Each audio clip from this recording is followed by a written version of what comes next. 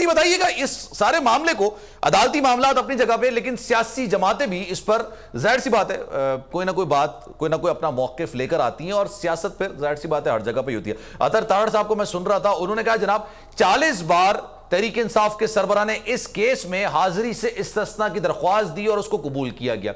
उन्होंने कहा कि जनाब ये बराबर वाली कोर्ट में आ जाते थे, लेकिन इस कोर्ट में नहीं आते थे क्योंकि उनको पता है कि ये तोशाखाना वाला मामला जो है ना वो क्लियर कट मामला है। पाकिस्तान पीपल्स पार्टी का, या व्हाट डू यू थिंक, आपका इस मामले पर क्या कहना है सर?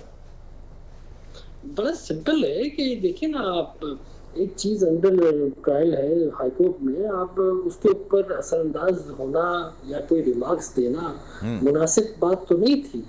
ये तो आपके सामने बज़ाहिर है कि एक चीज के ऊपर आप कमेंटिंग कर रहे हैं, और खास तौर पे ऐसे मंचर पे बैठ के, तो वो आप मुझसे बेहतर समझते हैं सबके सामने कि इससे क्या साबित हो रहा है और क्या क्या दिखाया जा रहा है लोगों को। तो बहुत सारे केसेस हैं जुडिशरी में जो पेंडिंग है, लोगों के बहुत सारे मसले मसाइल हैं लोअर कोर्ट्स में, दूसरे कोर्ट्स में, तो वो केसेस क्यों नहीं इतनी इम्पोर्टेंस के ऊपर है। मैं तो समझता हूँ कि एक जो चीज है, जो प्रैक्टिस है, उसको चलने देना चाहिए निजाम को।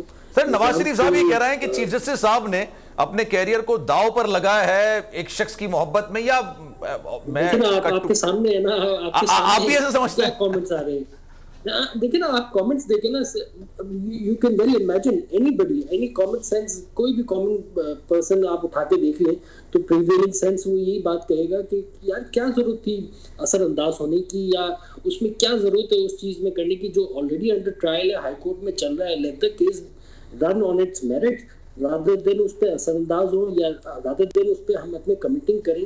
मेरा ख्याल नहीं था कि ये मौका था कि जो ना, वैसे ही बहुत ज्यादा लाडलापन हो चुका है पास में, आपको अच्छा। पता ही है। तो ट्रायल कोर्ट में जिस तरह से केस चला उससे मुतमईन है आप? चले मैं अगर इसकी बात कर लूं तो 7 दिन में फैसला देना था, 3 दिन में फैसला दे दिया सर। फिर जो गवाहान हैं उनको पेश करने की हिदायत नहीं गई, 1:30 बजे कहा गया इमरान खान के वकील की जानिब से कि जनाब हम कराची से बुलाना है, कराची से गवाहों को लेकर आना है, लेकिन उन्होंने कहा कि जरा इररेलेवेंट है, उसको हटा के रख दिया था। तो ये अब ट्रायल कोर्ट में जिस तरह से केस चल रहा है, आपको लगता है कि वो सही है, सही तरीके से चला है, या आपको भी तहफ्फुज़ात है इस पर? नहीं, मुझे तो लगता है कि बिल्कुल जैसे चल रहा है, जो निज़ाम है वो होना चाहिए, इसमें कोई असरअंदाज ना हो, और मैं तो समझता हूँ इस पर कोई असरअंदाज होना भी नहीं चाहिए। It should be taken as a routine case, और जहाँ हम कहते हैं ये बात कि इंसाफ सबके लिए अवेलेबल है, तो सबके लिए दिखना भी चाहिए ना। एक के लिए प्रिविलेज थोड़ी होना चाहिए कि जो ना उसको हर जगह पे प्रिविलेजेस मिलते रहे और वो हर जगह से जो ना बेले लेते रहे, चाहे वो कोई भी केस हो, किसी किस्म का भी केस हो। तो मेरा ख्याल है कि इस पे असरअंदाज नहीं होना चाहिए, और इस बात का मैं तो कम से कम यही इसी तरह देखता हूँ कि ये डायरेक्ट एक जो है ना इन्फ्लुएंस होने वाली बातें हैं जो की गई हैं, ये मुनासिब नहीं है, खासतौर पे इस वक्त पे जब जो है ना ऑलरेडी चीज हाई कोर्ट में है। ठीक है, आप लोग इस मुल्क पाकिस्तान में आजाद हैं। सहाफती उसूलों पर कारबंद, बोल न्यूज ने रखी रिवायत बरकरार। बोल न्यूज की जानिब से देखने वालों को यौम आजादी की बेहद मुबारकबाद। मुल्क भर से जश्न आजादी की तकरीबात बोल ने दिखाई अपनी स्क्रीन पर। पाकिस्तान के 76वें यौम आजादी का जश्न बोल ने सुनाई पाकिस्तान जिंदाबाद के नारों की गूंज।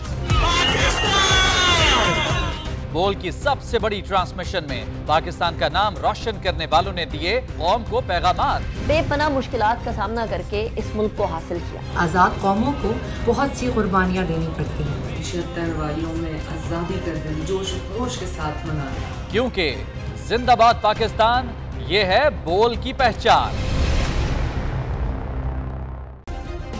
सब्सक्राइब करें और बेल दबाएं ताकि कोई खबर रह न जाए।